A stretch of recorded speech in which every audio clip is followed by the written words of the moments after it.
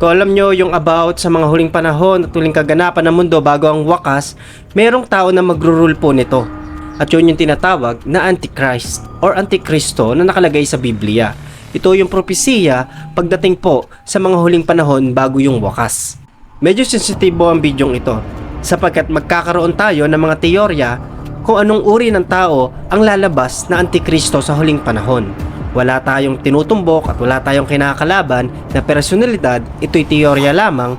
Ito ay base doon sa kapangyarihan na meron siya nakalagay sa Biblia. Titingnan natin kung sino ang Antikristo at kung ano ang kanyang mga characteristics. Theory about Antichrist. Ang Antichrist ay against sa Panginoon, kumakalaban sa Panginoong Jesus at hindi nananampalataya at marami siyang dadayain sa mga panahong ito at sa mga panahong darating. The Antichrist is the man who will rule before the end times. Kung mahilig po kayo mag-aral patungkol po sa mga huling panahon bago ang wakas, mababasa at mapapakinggan nyo at malalaman nyo na merong Antikristo. Yung tinatawag na Mr. 666 siya sapagkat siya yung mangunguna sa pagtatatak ng tatak ng halimaw. 1 John chapter 2 verse 18, Mga anak, malapit na ang mga huling araw at tulad ng narinig ninyo, malapit na ang pagdating ng Antikristo. Ngayon pa lang ay marami ng Antikristo, kaya alam nating malapit na ang mga huling araw.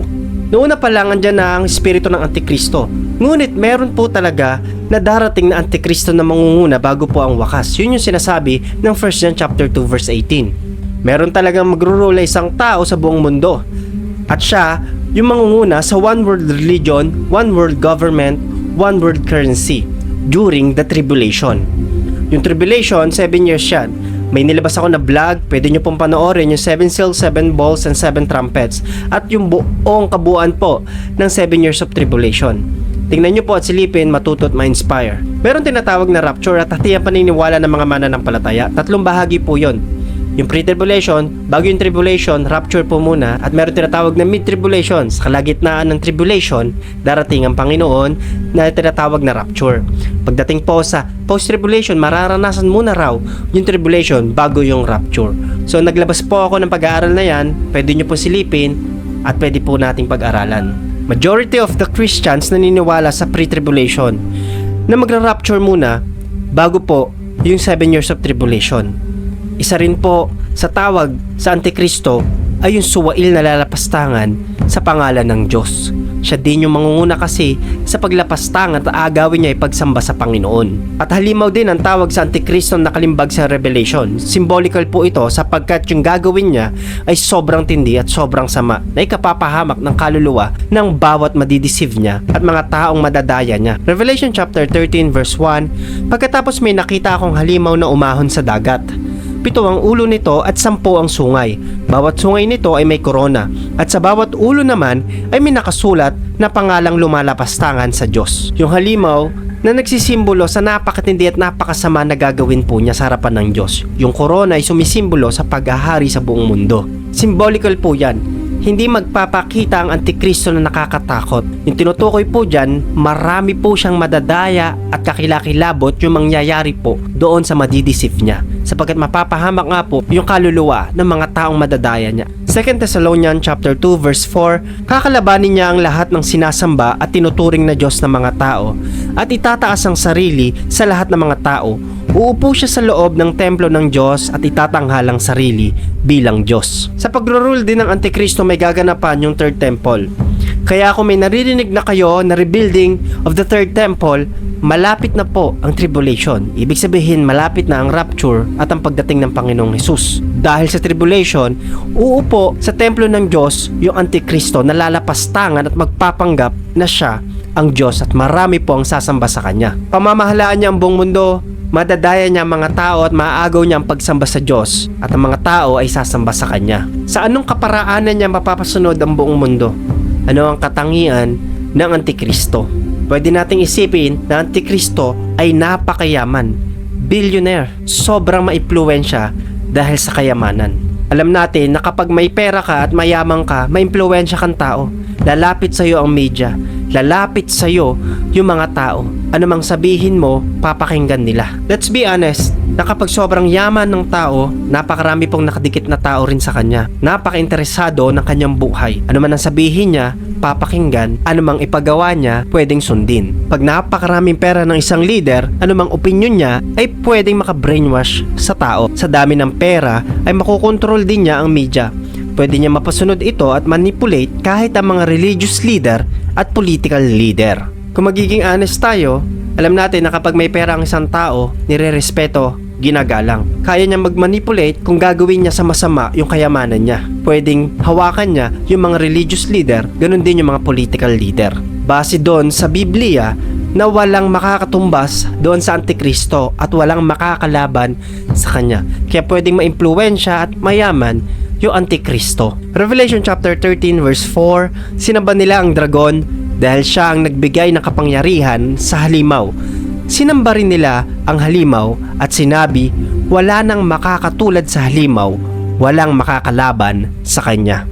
Yung dragon ay sumisimbolo sa false prophet. Yung halimaw ay sumisimbolo sa Antikristo. At sinamba sila ng tao dahil sa ginawa nila na kamangha-mangha, kaya na-deceive yung maraming tao sa panahon ng tribulation. Again, ang lahat ng ito ay teorya lamang base lang doon sa characteristics na nakita natin sa Bible at pwedeng makita sa tribulation. Pa-high-tech na po ng pa-high-tech ang mga ginagamit nating electronic devices, mga gadgets, mga smartphones. At pwede rin po kung napakayaman ng Antikristo ay magamit niya yung economic policy para sa mark of the beast, sa tatakan. Kung napakayaman ng Antikristo, magiging matindi rin yung karisma niya, yung pagiging media figure niya, yung influence niya sa society ay magiging malawak. Pwede rin siyang maging motivational speaker na marami kasi siyang madadaya. Tingnan nyo mga kapatid kung saan nakakatch yung mga tao. Doon sa mga mayayaman na tao. Paano sila nag-succeed? Paano sila yumaman, naging successful financially?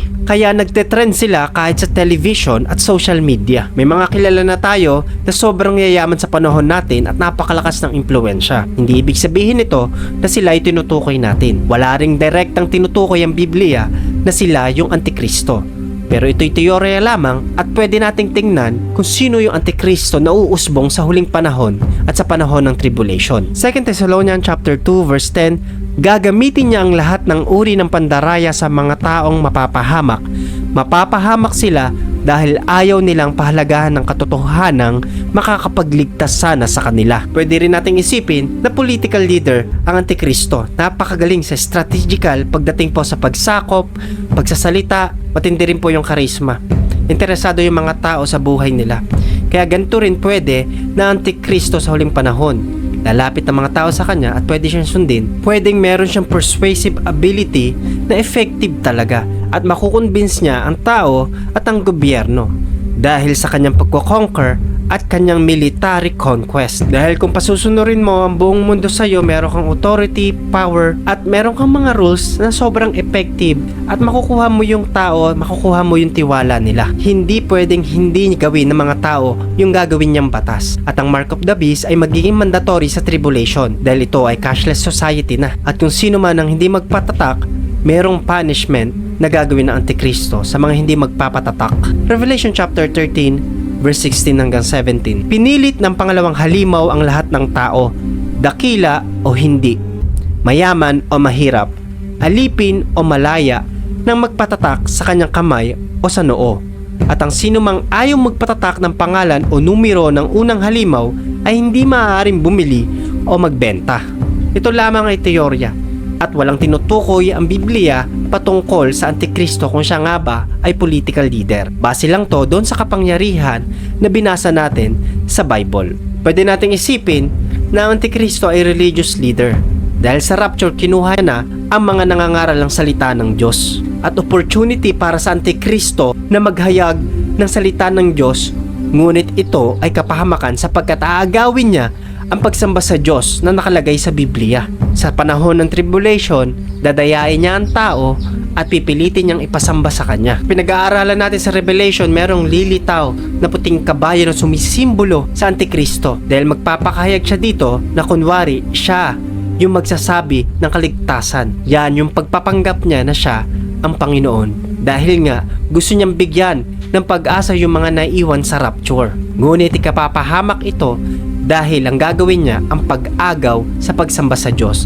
Gusto niya yung pagsamba sa Diyos ay mapunta sa kanya. Yon ang simbolismo ng puting kabayo na mayroong korona at pana, na mag-rule siya sa buong mundo at dadayain niya ang maraming tao. Sa pandaraya niyang iyon, pwede siya magpakita at magpanggap na siya po ay religious leader. Magkakaroon din kasi ng great apostasy, pagtalikod sa pananampalataya ng mga tao sa Diyos. Kaya ang gagawin nila, pupunta sila at lalapit sila sa Antikristo na hindi nila namamalayan na ikapapahamak nila. Revelation chapter 13 verse 3, nakita ko ang isa sa mga ulo ng halimaw ay parang pinatay, ngunit gumaling na ang matinding sugat nito.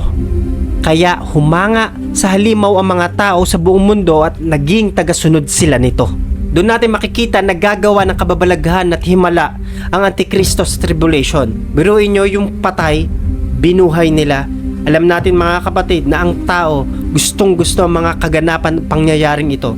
Yun rin yung isang opportunity ng Antikristo para agawin at malinlang ang tao sa panahon ng tribulation. Kaya pwede po na maging religious leader ang Antikristo. Ngunit ito ay walang direktang sinasabi ang Biblia. Ito ay nakabase lang doon sa kapangyarihan, kakayahan na nakikita natin at nabasa po natin. Sa dami ng mga religious people sa buong mundo na naniniwala at nag-aakala na sa mga ninuno at sa mga tradisyon, sa mga pamahiin, sa mga extraterrestrial at sa mga ibang planeta na pupunta sa atin na ay akalain nilang makakapagligtas sana sa kanila, ngunit hindi. Ito ay pandaraya lang din ng Antikristo. Sa dami ng kasinungalingang ini-inject ng kaaway sa buong mundo at sa mga tao na ipapawalang kapangyarihan niya ang existence ng Panginoon, ngunit ang katotohanan ay hindi mawawala sapagkat si Jesus ang daan ng katotohanan at ang buhay. Ang Antikristo ay hindi lang lalaban sa Diyos at sangkalangitan, kundi aagawin niya ang pagsamba sa Diyos sapagkat siya ay kampon ni Satanas. Revelation chapter 13 verse 4, sinamba nila ang dragon dahil siya ang nagbigay ng kapangyarihan sa halimaw. Sinamba rin nila ang halimaw at sinabi, wala nang makakatulad sa halimaw, walang makakalaban sa kanya. Ito ang purpose ng video kung bakit sinashare ko sa iyo ito kapatid, na Antikristo ay umiiral na sa panahon natin. Kahit sa panahon pa lang ng mga unang tao sa Eden, nandyan na ang pandaraya ni Satanas. Nandun na din ang pagtukso ni Satanas sa Panginoong Hesus. At alam mo kung ano ang common denominator? Yung agawin ang tao para mawala sa Diyos. Yan din kasi ang plano ng Antikristo sa huling panahon. Agawin ang tao sa Diyos at mapahamak. Ito ang realidad ng buhay na hindi napapansin ng karamihan, na unti-unting inaagaw ng kaaway ang atensyon mo upang mapalayo ka sa Diyos. Hindi ka makapagbasa ng Bible, hindi ka pa makapag-meditate, hindi ka makapanalangin, hindi ka maka-attend ng church. Ano ang gagawin niya? At ano ang pandadaya niya?